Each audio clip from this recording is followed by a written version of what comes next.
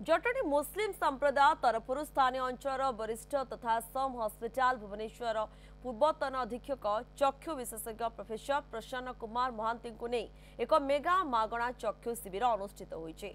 स्थानीय म्युनिसिपालिटी छकठारे एही शिविर अनुष्ठित होइतिला। एथिरे जटणी आखपाख अंचल 100 रु अधिक चक्षु रोगी को डाक्टर प्रसन्न कुमार महांती मागणा चिकित्सा करने सह औषध मध्य दैछंती। किछि रोगी को मागणा मोतिया बिंदु ऑपरेशन मध्य कराजिबो बोली कहिसंती।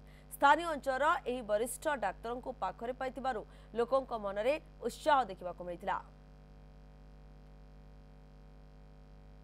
फ्री चेकअप सुजोग देले एथिरे औषध एवं जहाँ को जो भाया सुविधा जोगाई दि जाव ये सब विषय को नहीं माने जो अच्छी बहुत सहयोग करिसेंती।